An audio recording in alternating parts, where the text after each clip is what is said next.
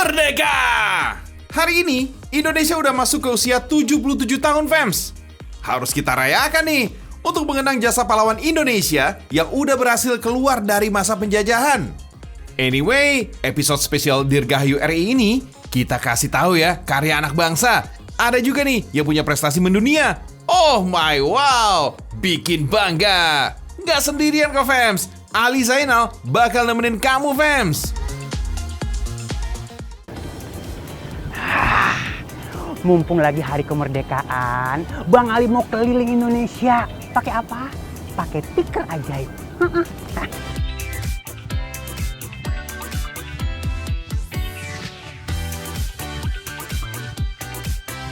Waduh. Bagus banget karpetnya. Ini karpet made in Bekasi nih.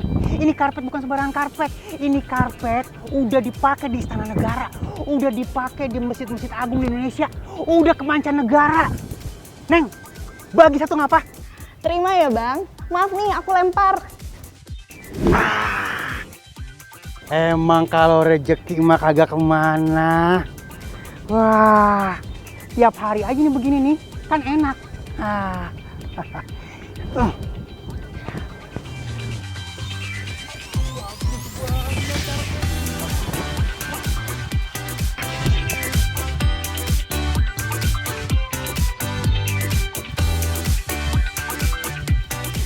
Cakep ya.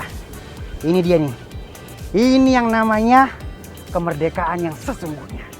Merdeka. Karena ukurannya jumbo, pasang karpet di Istana Negara harus dikerjakan keroyokan. Wah, seru. Anyway, kalau kamu ngira karpet ini berasal dari Turki, nggak kok.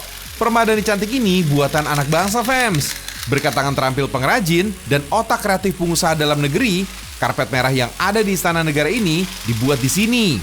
Udah sejak tahun 2014, karpet ini menjadi bagian dari Istana Kepresidenan. Wah, kerennya kebangetan, fams. Satu contoh Istana Negara ya sebagai lambang negara kita ini menggunakan karpet produksi lokal bukan dari impor. Dan kita alhamdulillah Haji Karpet ini selalu ditunjuk untuk pengadaan karpet untuk Istana Negara, baik Istana Negara Jakarta, Istana Bogor, Jogja, terus di Cipanas dan sebagainya. Itu artinya apa? Produk lokal itu tidak kalah dengan produk dari luar. Cuma untuk merubah image inilah yang diperlukan. Merubah mindset masyarakat bahwa produk dalam negeri itu tidak kalah dengan produk luar. Dan kualitasnya pun juga insya Allah tidak kalah dengan produk luar. Selain Istana Negara, kantor BUMN dan kedutaan, hotel, serta masjid agung di seluruh Indonesia juga pakai karpet dari sini, fams. Oh my wow! Dulu nih, fams, karpet dipandang sebagai barang mewah yang dianggap nggak penting untuk dimiliki. Lain dulu, lain sekarang. Karpet kini nyaris menjadi barang yang wajib dimiliki setiap rumah di negeri kita. Nggak cuma sebagai alas duduk saat acara arisan atau rebahan. Karpet juga dipakai sebagai penghias ruangan supaya terkesan lebih elegan. Dari harga biasa sampai yang super mewah ada, fams. Untuk ciptakan karpet berkualitas, media kanvas digunakan sebagai alasnya. Untaian benang dipasang manual dengan mesin tembak ini. Proses pembuatan karpet di sini keren banget, fams. Kelihatannya gampang, padahal keterampilan pekerja dalam menarik benang sesuai pola dan komposisi warna ini sangat dibutuhkan, fams. Di sini ada 150 pengrajin yang terlibat dalam pembuatannya. Soal kualitas, gak kalah bersaing dengan karpet Timur Tengah, fams. Butuh waktu pelatihan sekitar 3 bulan supaya para pekerja bisa mengoperasikan mesin tembak benang ini. Kalau si kakak ini sih, dimaklumin aja kalau hasilnya berantakan. Masih pemula, fams. Pergerakan jalur benang harus sesuai dan gak boleh berantakan. Kalau ada yang salah, resikonya harus ngulang dari awal atau bahan kanvas jadi sobek. Di sini, karpet yang dibuat nggak melulu dengan pola yang itu-itu aja. Segala motif, bentuk, dan karakter karpet bisa kok di-request. Bisa custom gitu, fams. Dari layar komputer, desain diaplikasikan ke media gambar lain untuk mempermudah para pengrajin merangkai benang menjadi lembaran karpet yang indah.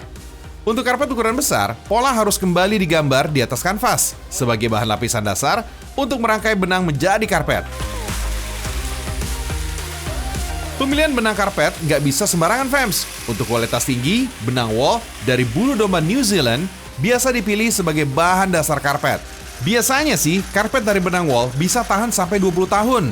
Selain itu, karpet dari benang wool juga nggak gampang terbakar dan mampu menangkap partikel debu, sehingga ruangan tidak pengap atau banyak debu berterbangan.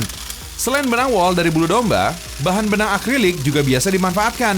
Bahan akrilik yang lembut biasa dipakai sebagai alas pada masjid atau rumah ibadah. Tinggal menunggu finishing aja nih. Pada tahap finishing, benang yang tersisa di sela-sela karpet harus dirapikan. Biasanya fams, karpet ukuran standar rumahan, durasi pengerjaannya berkisar mulai dari 2-3 hari. Next, permukaan karpet harus dipangkas rata. Terakhir, ukiran pola karpet dibentuk hingga menghasilkan efek timbul agar lebih hidup. Makin keren deh pastinya. Dalam sehari, fams, tempat produksi karpet ini mampu membuat hingga lebih dari 4.000 meter persegi karpet. Karpet seukuran lapangan sepak bola bahkan bisa dibuat tanpa sambungan dengan desain dan motif khusus dari pemesan. Gokil banget, fams! Kualitas yang oke punya membuat karpet produksi dalam negeri ini udah terbang ke mancanegara, mulai Jepang, Australia, sampai Afrika. Oh my wow, Indonesia Mandunia! Malahan nih fams, produsen karpet asli Indonesia sedang menjajaki untuk mewakafkan karpet buatan mereka ke Masjidil Haram di Mekah sana. Masya Allah, merdeka!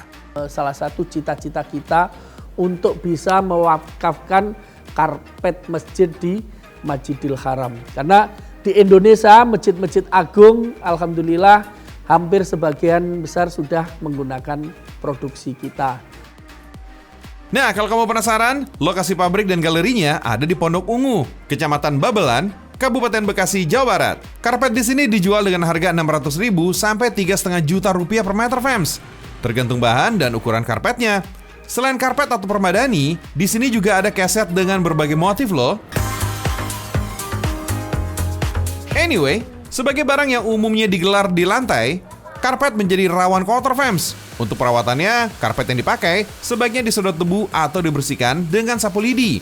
Untuk proses pencucian, normalnya sekitar 6 bulan sampai setahun sekali. Karpet itu tidak boleh digulung dalam waktu yang agak lama dalam kondisi lembab. Karena itu akan menyebabkan banyak bakteri, jamur, sehingga menjadikan bulu-bulunya itu menjadi getas dan mudah robek.